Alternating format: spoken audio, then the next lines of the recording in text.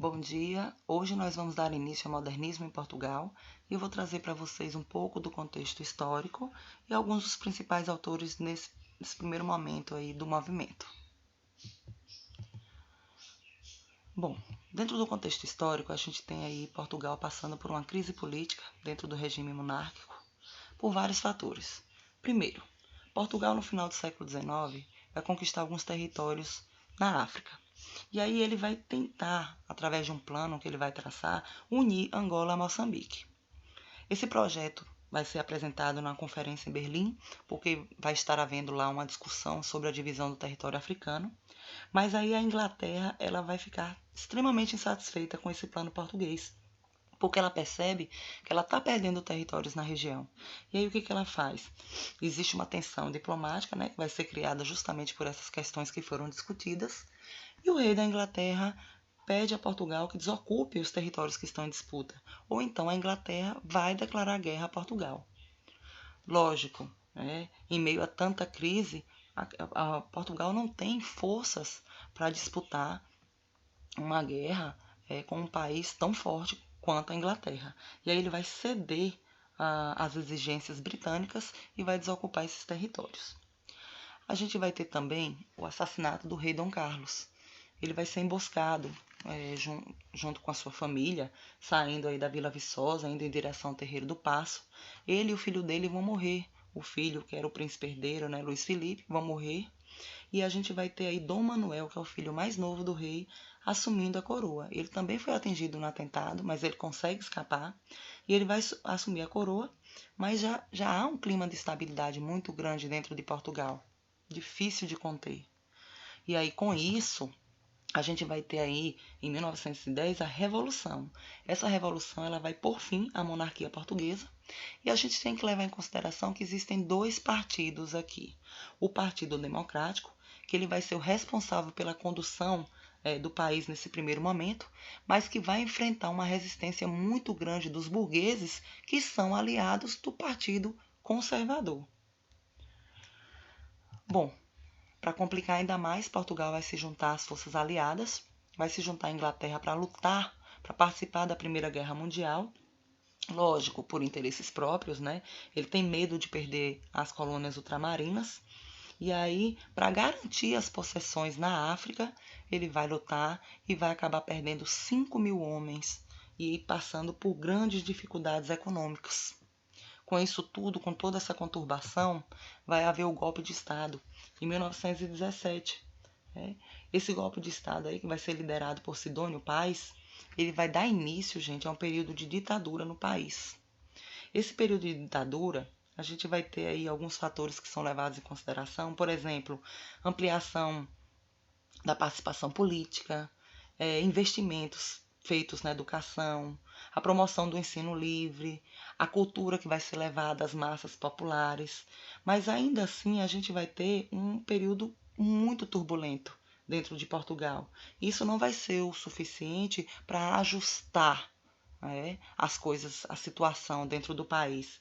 E aí a gente vai ter a morte, né, o assassinato de Sidônio, e isso vai devolver o caos a Portugal. E aí, com isso, vem o golpe aí em 1926. Por quê? Porque esse golpe aqui é uma reação burguesa contra a corrupção política.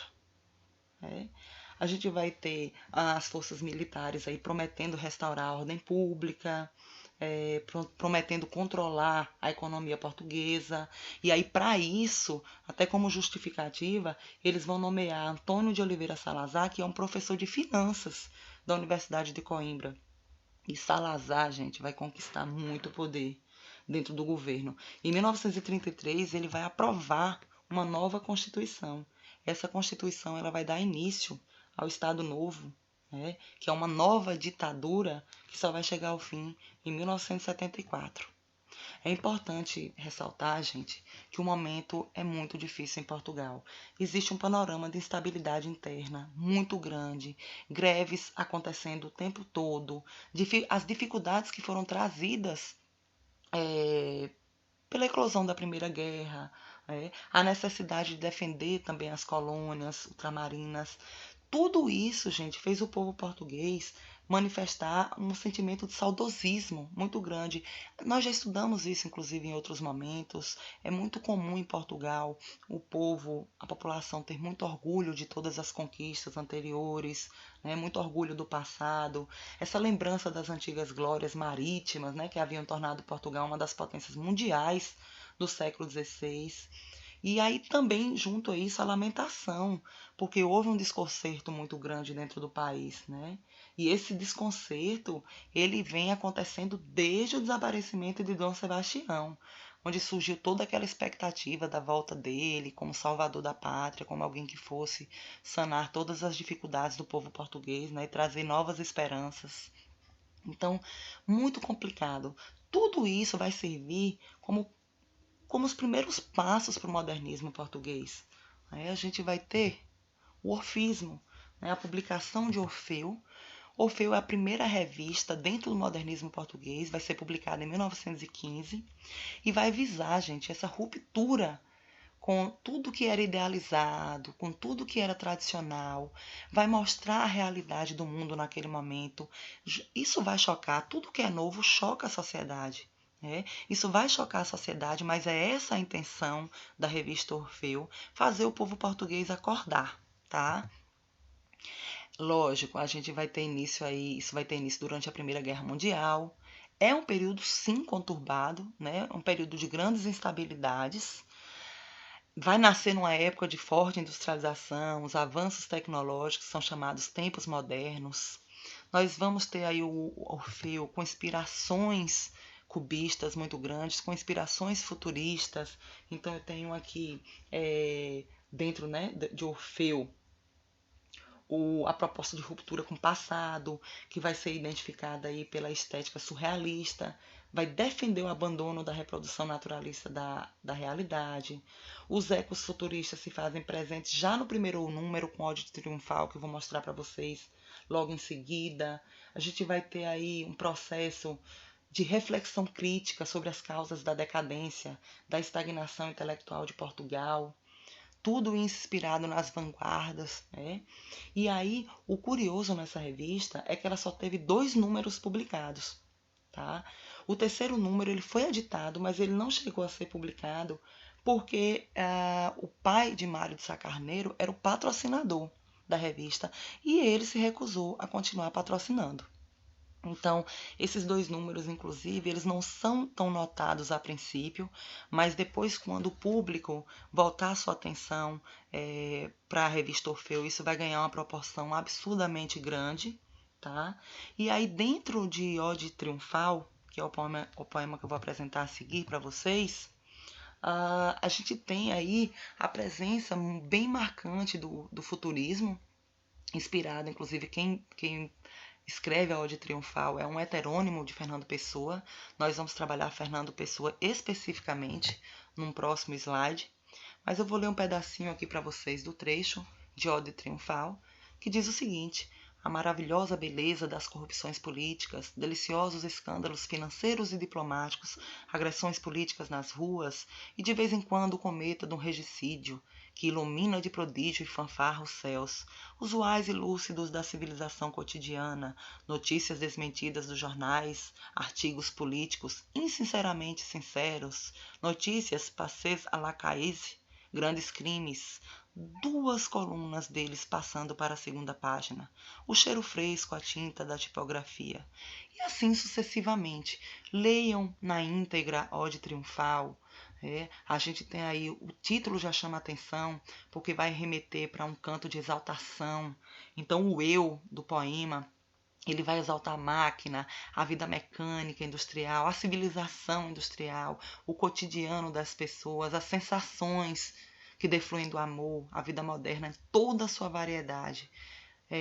Poema que foi feito dentro da segunda fase de Álvaro de Campos. Vou tratar dele especificamente quando eu falar de Fernando Pessoa para vocês.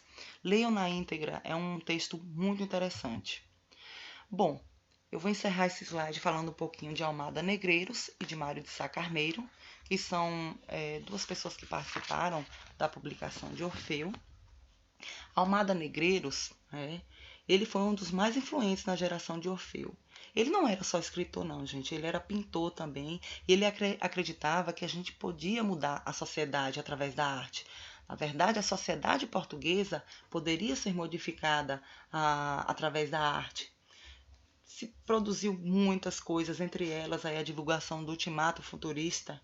Nesse ultimato, ele vai fazer um apelo aos jovens para que eles assumam a recuperação da pátria e do espírito portugueses, porque ele acreditava que eles estavam comprometidos com a fraqueza e com o saudosismo das gerações anteriores.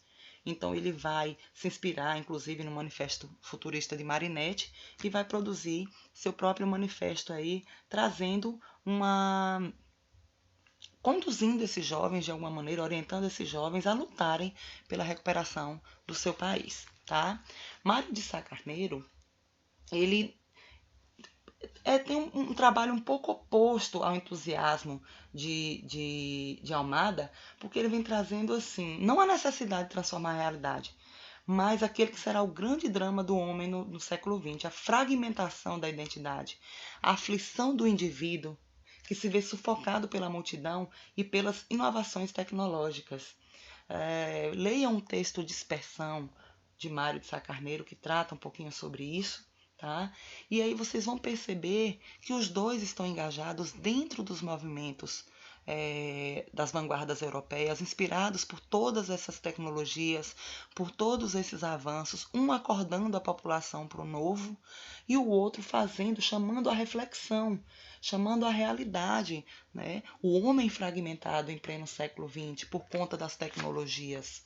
Isso é muito importante ressaltar, ok? No próximo slide eu vou trabalhar com vocês Fernando Pessoa especificamente. Espero vocês, estudem um pouquinho, vou deixar as páginas do módulo, né, para que vocês façam a leitura. Fiquem com Deus e até a próxima. Beijinho.